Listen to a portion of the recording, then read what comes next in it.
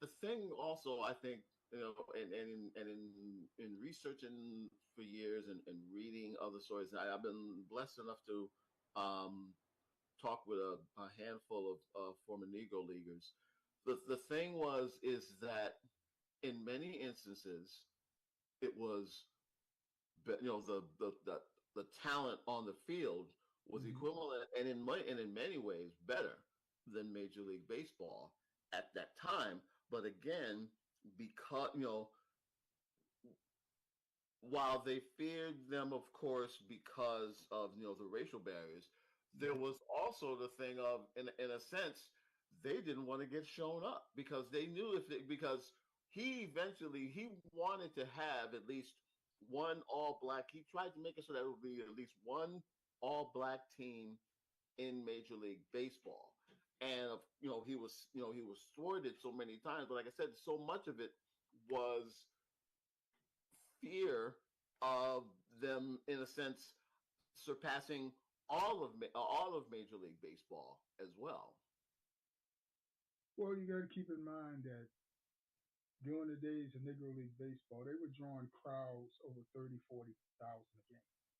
Major League Baseball was drawing 8 to 12,000 dollars, 8 to 12,000 people per game. So again, we were out drawing them, we were out entertaining them. I mean, they brought a different brand of baseball. They brought the entertainment part to it. They brought base stealing. They brought excitement to the game. And not only that, people don't know, Negro League Baseball started and played the first night games. Mm-hmm. The Mm-hmm. first ever night games was, I got this right from the mouth of a former Negro League player. They would hook up lights to cars, and that's how they lit up the field. About 6, 7 years later, Major League Baseball stole the idea and came up with night games. Yeah. So our history is we have excelled, and someone has stole our vision and made millions out of it, and we just sit on the sideline and cry about what we don't have. The book is ready. Make sure to purchase your copy today. It is now available on Amazon, and our website makes sure to get it today. That's www.feoa.info. Chapter 10, The Gathering of a Nation. At Chicago's Comiskey Park, the legendary East-West All-Star Game drew more than 60,000 fans, a record that echoed across the nation. The scale was unmatched by the energy, unforgettable. These weren't just games, they were gatherings of a nation within a nation. Every ticket, every cheer, every seat filled spoke of belonging of a people who refused to be invisible. When the Negro Leagues played, the world watched because they made sure you couldn't look away. That's www.feoa.info. Exactly. And specifically the Kansas City Monarchs, of course, one of the staples, longtime staples of the Negro League.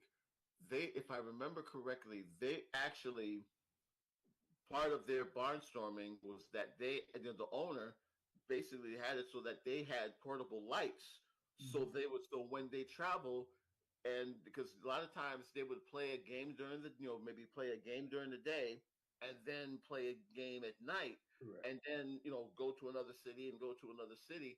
But again, they were so far ahead of the curve with night baseball.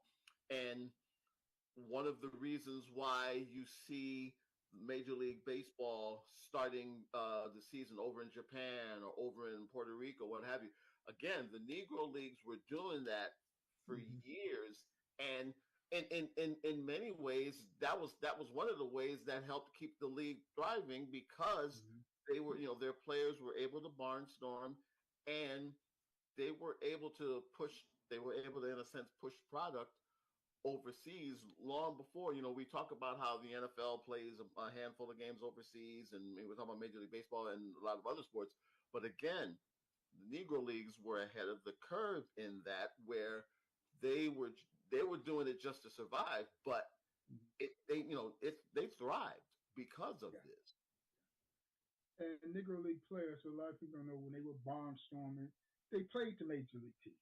And they Yes. would beat the Major League teams. Most of the stars of the white Major League Baseball would not refuse to play because they didn't want to, number one, be on the field with a black, same field with a black player. Number two, they didn't want to know that the black teams were better than them and beat them.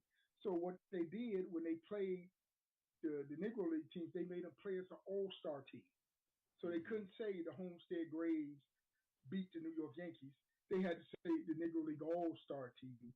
And that's even back then that mindset. You know, we're going over to Japan and third world countries, flooding the major leagues with these players, only because we refuse to acknowledge black players. And that's why we have a steady decline even today in this 21st century of African American baseball players. Because the dollar in the black community is not of value to them. When they go to Japan and get a whole country, they can go over into one of these third world countries and they draw in the whole country for their player. That's where the market is at today. It's not on the black player. People keep talking about the decline of black baseball. Right. I just think to myself, we was outgrossing revenue-wise Major League Baseball. We were the entertainment. If we would have stayed on course, the track that Major League Baseball is on now is a billion-dollar industry.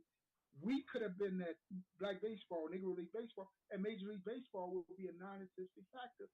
But we didn't have the vision that Rube Foster had to maintain and grow what we had to that global level as it is today. Game changer. Rube Foster and the Birth of Black Baseball. Not just another book, but the book of books for a 21st century generation. Can I tell the story? Purchase your copy today at www.feoa.info,